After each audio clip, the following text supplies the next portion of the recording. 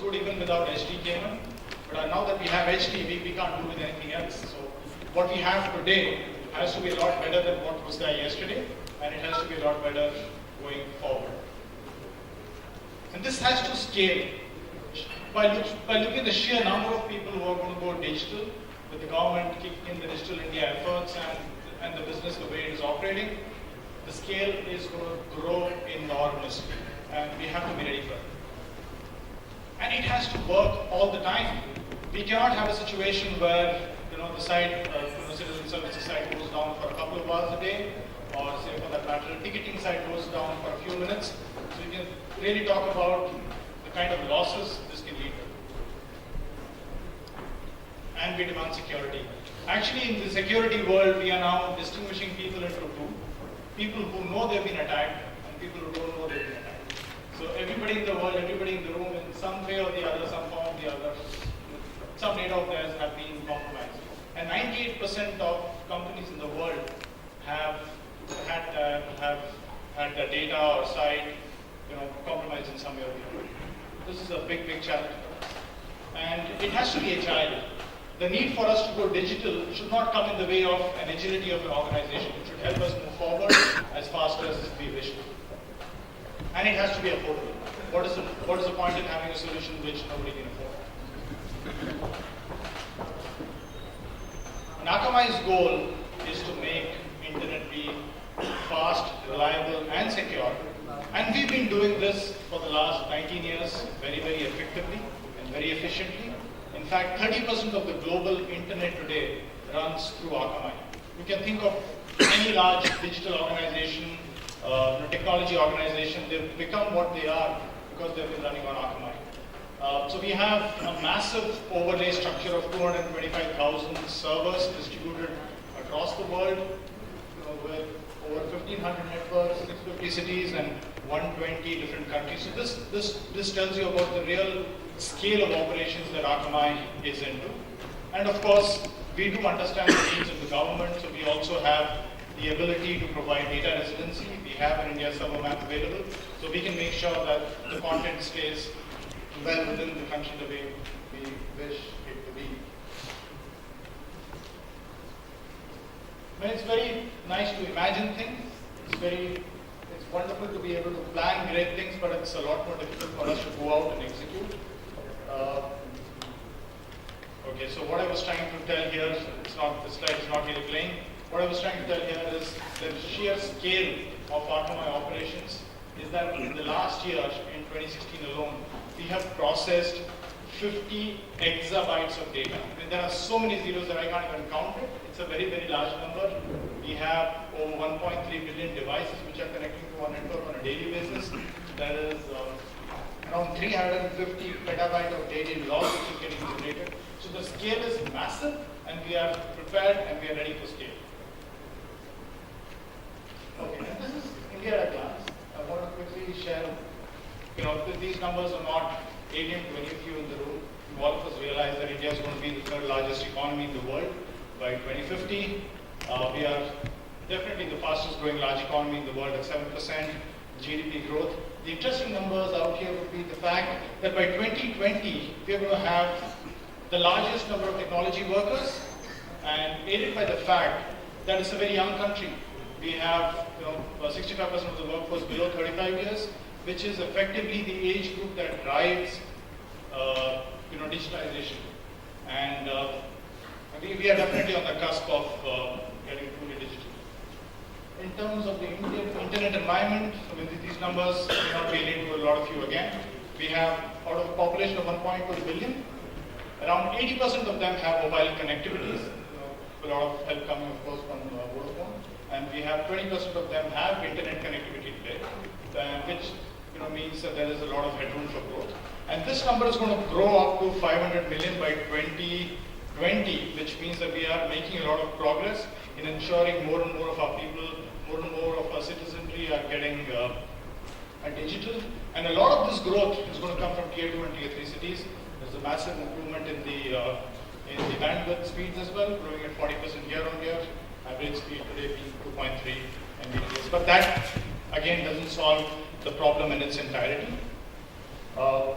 The critical thing what I'm trying to call out in this slide is people who are the citizens, the people who are online today are very well online. So you can say that 75% or 70% and above of them are actually on social media sites. Many of them, 70% of them are doing online transactions. Many of them are buying online.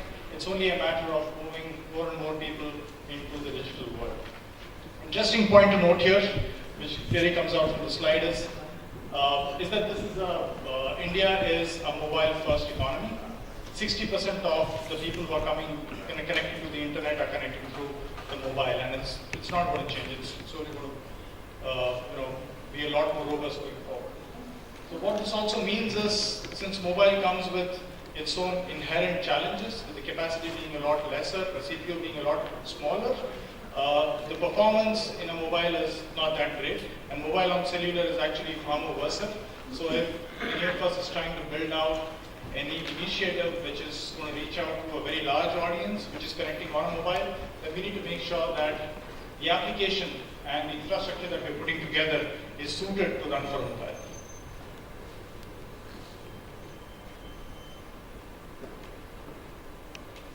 And yes, with all the new technology coming in, typically things should get faster, and they should get cheaper, and they should get better. But that's not what is happening with the web pages. We are now seeing that the web pages are actually slowing down. They have slowed down in the last 2 years, which is a big surprise. And that is happening because customers' expectations are much bigger now. They expect much more richer pages. We are packing in a lot more content. We are putting in much more richer images. There is a lot more JavaScript on the websites, and there is a lot of round trip going on because of third-party objects in it, which is effectively slowing the websites, and it's also leading to customers not being too happy with the performance that they see from us. And of course, like I said, the customers are losing patience. I mean, it's not a surprise that most of us want the page to load within 2 seconds. I mean, irrespective of what site it is, that is the minimum expectation we have. And the other big challenge that I spoke about was the fact that security is becoming more and more difficult and challenging for us. Enterprise websites, as we see today, have on an average 13 serious vulnerabilities. And these vulnerabilities have existed in the internet for a very long time. And even if we can spot a vulnerability, it takes us around 200 days to fix it. And just imagine, we know there's a problem, but we know that it's going to take a long time to fix it. And you have people who are attacking, who are hacking, trying to get in, steal information. It's a very challenging world out there. And it's becoming a lot easier for people to attack because the knowledge of web vulnerabilities is very easily available. You just go to some websites and search for it. It should be available. And on top of it, attacking is now so simple. It's as simple as just downloading a client, putting a URL and say go, and you can actually start attacking some website. So this is that difficult. And we also have a lot of our customers from banks, insurance companies, and a lot of manufacturing companies who have data to protect and reputation to save, reaching out to us, seeking support in ransomware attacks. We're also seeing foreign governments getting involved. These are governments with unlimited funding, huge technology base available, and if you're having to deal with them, and if you're not really potent and ready, then it's going to be a big challenge. Apart from this, I would say the biggest challenge that I don't think a lot of people are aware and talking about today is the pervasive challenge that an IoT could bring on to as far as the security goes. I want to talk about a recent attack which happened in September 2016. It was called the Mariah botnet attack, where around hundreds of thousands of DVR players and video recorders were used to attack a security blogger. And this led to a massive DDoS attack to a scale of 600 Gbps. And this is an IoT-based, first of its kind IoT-based DDoS attack, which was followed by 4 more in a matter of another 3 or 4 months. And we are seeing this attack scale just grow by month and month. And if we are having to deal with attacks of this size, only scale can fight scale. We cannot have great algorithm to fight when we have really this size of attacks coming our way. And if you're looking to prevent these sort of attacks and defend against them, we have to defend them at the edge of the network. If you let them come to our data center, then I think the challenge is already over.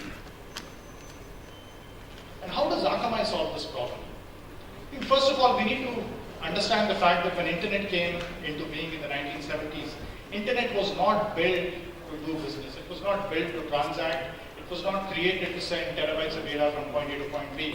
It was built with a different reason in mind. But Akamai made it business friendly. Our big idea was to bring the content as close as possible to the users and place the content at a location where the capacity and bandwidth is at the maximum, which would essentially be at the edges of the network. So what we did was we set a lot of our intelligence software and our servers co-located along with the ISPs. So we worked with, like I said, we worked with 1,500 networks with practically all the top ISPs in the world, and we went about building the largest distributed platform, internet platform in the globe. And how this works is when you have a user accessing an information, reaching out for information, if it is available with us cached, and if it is a static content request, then we deliver it immediately. Hereby we make the internet a lot faster. And also, if we have a request for a dynamic content which is not available in the cache, then we are able to do the round trip a lot faster because of the protocol optimizations and the algorithm that has been built into our internet. We are able to do the round trip a lot faster than typically an internet would, and we are also able to deliver this a lot more efficiently. And it is not just that. The content which then gets delivered back to the user is tailored to fit the requirements of the browser, tailored to fit the requirements of the device, and tailored to fit the requirements of the network condition the user is on. So essentially, we are able to deliver the most optimal situational performance.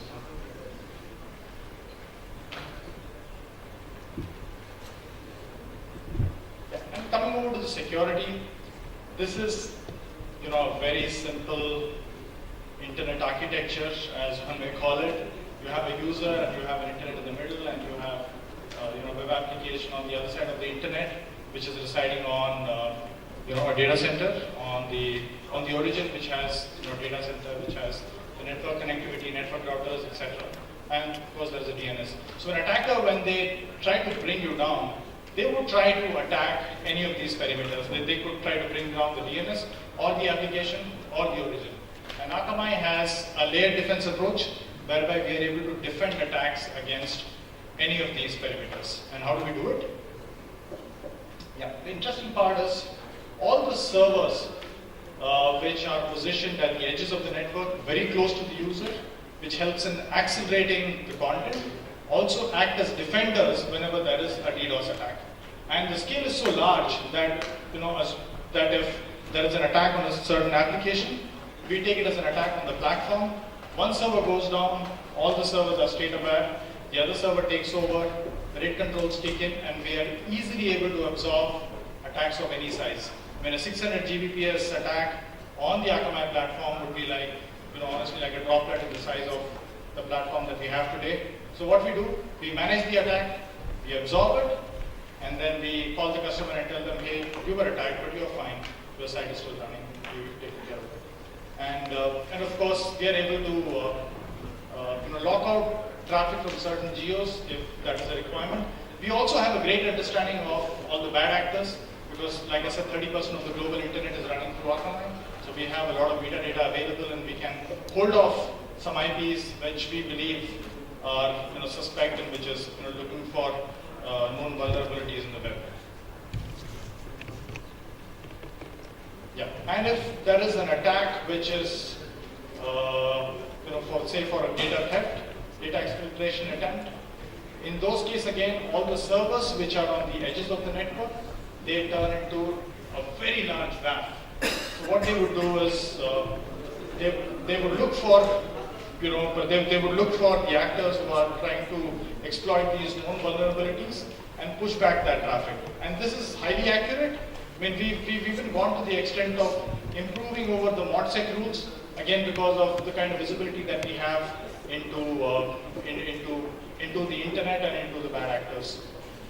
And since, the most importantly, since this is anyway built on top of our acceleration platform, the performance does not degrade at all, which we typically see with data center security appliances. The tighter you make the defense, the slower it becomes, and then it really doesn't serve the purpose because the user is not happy with it. Yeah, the third one is if the attacker is able to get far enough when they reach your origin, if there's a direct to origin attack, we have a scrubber-based solution available. And we would be able to just route all the traffic into the scrubber, we clean it up, and we just send the clean traffic back into your origin. So that's also possible. We have a 24/7 SOC. We have great technical folks in place, who are highly trained, and they have great tools to be able to mitigate and manage this sort of activity. And the fourth one, of course, is DNS. The DNS is like a foster child in security. I mean, we spend so much time and effort in protecting the data center, protecting the application, but somehow DNS does not get the attention it deserves. And this has been, DNS has recently been attacked a lot because the hackers understand that DNS is not protected as much. But our DNS is highly scalable, it's massively distributed. Like I said, it's a proprietary technology, so it cannot be reverse engineered and run back and attack. And it's highly available. Our DNS has never gone down. So when the combination of having our DDoS protection, our WAF protection, our DNS protection, all of this together is able to ensure that the site is always up and always performing very, very well.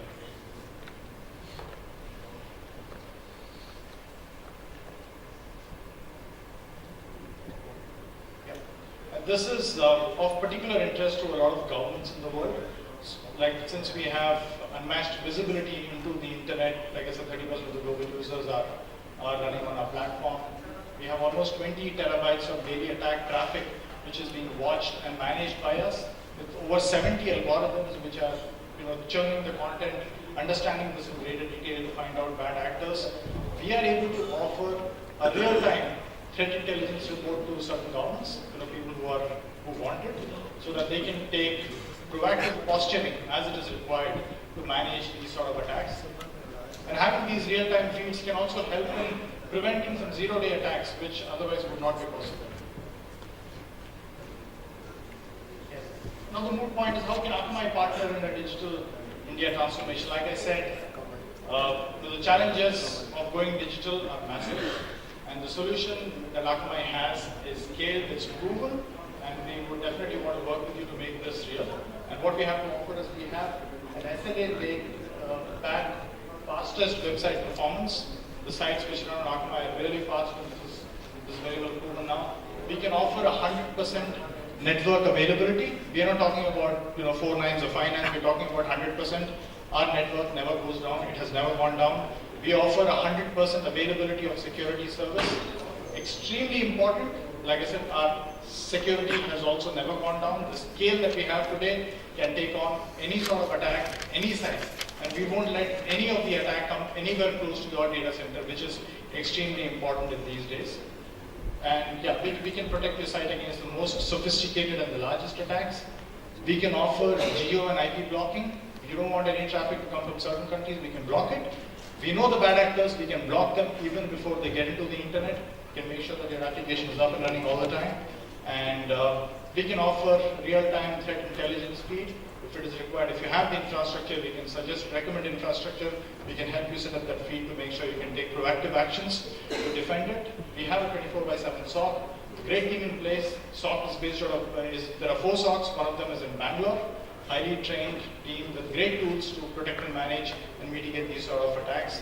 We are compliant to PCI DSS, ISO 20002, etc. And of course, we can offer data sovereignty. We'll make sure that the content, your data, which is an asset of the nation, stays within India.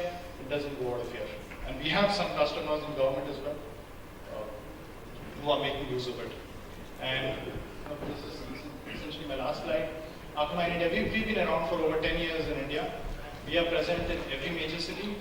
We are present in every major network. We are very close to the users. Over 95% of users today are just one hop away from Akamai. So we can get to the users as fast as possible. all the top commerce companies, all the top media companies, stock exchanges, all the companies which rely on internet to do business or whose business is internet completely rely on Akamai today. And of course, like I said, we also work with Indian public sector. Yeah, with this, I come to the end of the presentation. I'm happy to take any questions.